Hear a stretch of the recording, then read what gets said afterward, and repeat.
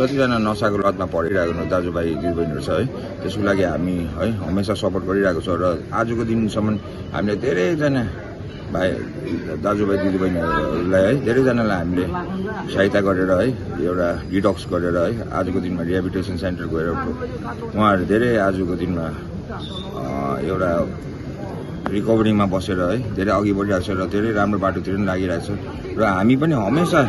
यस्तो लसाको लतमा परेर उहाँहरूले है सहायता माग्नु छ भने हेल्प गर्नु सक्ने हाम्रो सम्माननीय मुख्यमन्त्री श्रीमान पीएस गोयल साहबको डाइरेक्सनमा है उहाँको निर्देशनमा हामीले सहायता गरिरहेको छ र जो त्यस्तो छ भने पनि हामी हमेसा सपोर्ट गर्छौँ र फ्युचरमा पनि गर्छौँ अहिले पनि गरिरहेको छ र फ्युचरमा पनि गर्छौँ र त्यस्तो छ भने हामीलाई तपाईँहरूलाई है एउटा अप्ठ्यारो नमानी नलजाइ हामीलाई भन्नु सक्नुहुन्छ किनभने हामी यो गुड कजको लागि हामी हमेसा रेडी छौँ सपोर्ट गर्नु लागि फर्स्ट अफ अल हाम्रो यो रेवा फाउन्डेसनलाई रिहेबिलिटेसन सेन्टरलाई धेरै धेरै धन्यवाद उहाँहरूले यसरी एउटा रिहेब फुटसल टुर्नामेन्ट गरिदिएकोमा र यो रिहेब फुटसल टुर्नामेन्ट चाहिँ धेरैवटा यहाँ पार्टिसिपेट गरिरहेको छ हाम्रो नेपालबाट भुटानबाट हाम्रो सिक्किमबाट है यहाँ वेस्ट बेङ्गालबाट दार्जिलिङबाट कालिम्पोङबाट धेरैले यहाँ पार्टिसिपेट गरिरहेको छ र यहाँ आएर सपोर्ट गर्नुको कारण चाहिँ के हो भने यो पालिको टुर्नामेन्ट चाहिँ है हाम्रै दाजु है हाम्रो फ्यामिली मेम्बर्स एउटा दाजु मेरो दाजु है उसको लेट आनन्द सुब्बाको नाममा है यो टुर्नामेन्ट भइरहेको छ र उहाँको यो 5th डेथ एनिभर्सरी हो र उहाँ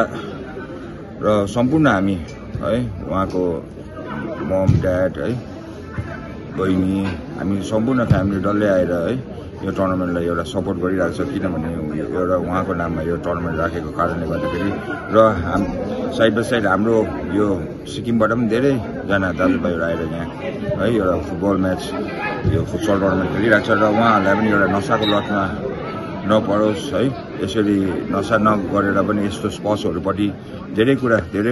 एक्टिभिटिज गर्न सक्दो रहेछ भनेर है एउटा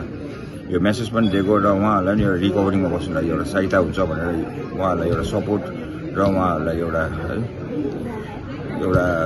सपोर्ट प्लस उहाँहरूलाई एउटा इन्करेज गर्नु लागि है हामी आएको छौँ र हाम्रो सम्पूर्ण दाजुभाइलाई यही भन्न चाहन्छु कि हाम्रो सम्माननीय मुख्यमन्त्री श्रीमान पीएस गोयल साहबले पनि धेरै यसो सपोर्ट गर्नुहुन्छ सिक्किममा पनि है एउटा नसामा लत लागेको दाजुभाइ दिदीबहिनीहरूलाई र उहाँकै डाइरेक्सन उहाँकै निर्देशनमा उहाँहरूलाई है एउटा सपोर्ट गर्नु लागि उहाँहरूलाई एउटा राम्रो बाटो देखाउनु लागि उहाँहरूलाई एउटा इन्करेज गरेर यो राइट हो यो रङ हो भनेर है उहाँहरूलाई एउटा गाइड गरेर राम्रो बाटोमा लानु लागि हामी सपोर्ट गर्न आइरहेको छौँ र यसो एज अ युथ आएको नै युथहरूले यस्तो टुर्नामेन्ट राख्दा यस्तो टुर्नामेन्ट खेल्दा कतिको चेन्जेस देखिरहनु भएको छ तपाईँले म धेरै चेन्जेस देखिरहेको छु र यो चेन्जेस देखेरै म एभ्री इयर आएर है एउटा सपोर्ट गर्ने काम गरिरहेको हुन्छु एभ्री इयर आएर किनभने यस्तो आएर सपोर्ट गर्दाखेरि है उहाँहरूलाई पनि एउटा चेन्जेस हुन्छ हाम्रो युवा दाजुभाइहरूलाई है र यो युवा दाजुभाइहरू हाम्रो युवा दाजुभाइहरूकै यो प्रोग्राम हो युवा दाजुभाइहरू यहाँ सम्पूर्ण युवा दाजुभाइहरू इन्भल्भ छ भनेर उहाँहरूलाई एउटा इन्करेज गर्नु उहाँहरूलाई एउटा सपोर्ट गर्नु लागि आएको र सर अहिलेको भाइ बहिनीहरूलाई तपाईँले के मेसेज दिन चाहनुहुन्छ म भाइ बहिनीहरूलाई म यति भन्न चाहन्छु कि है दाजुभाइ दिदीबहिनीहरू यति भन्न चाहन्छु कि है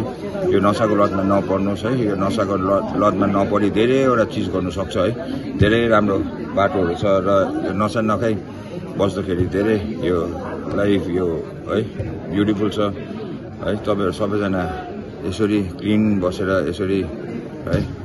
रिकभरीमा बसेर यसरी अघि बढ्नुहोस् त्यसको लागि हाम्रो दाजुभाइहरूको लागि दाजुभाइ दिदीबहिनीहरूलाई हामी हमेसा सपोर्टमा छ र हाम्रो सम्माननीय मुख्यमन्त्री श्रीमान पीएस गोयल साहब पनि हमेसा सिक्किममा है सपोर्ट गरिरहेको छ यस्तै युवा दाजुभाइहरूलाई र सरको एउटा के सोच छ अपकमिङ डेजमा है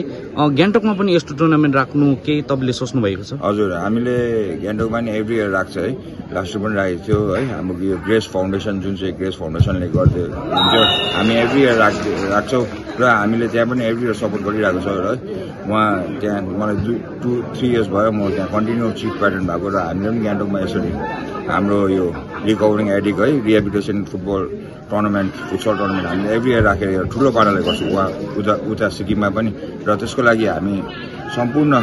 हाम्रो जतिजना है रिकभरिङ बस्ने दाजुभाइहरू छ हामी सबैजना मिलेर है यसरी अघि बढ्नुपर्छ र यसरी हाम्रो सिक्किमलाई नसामुक्त सिक्किम बनाउनु लागि सहायता गर्नुपर्छ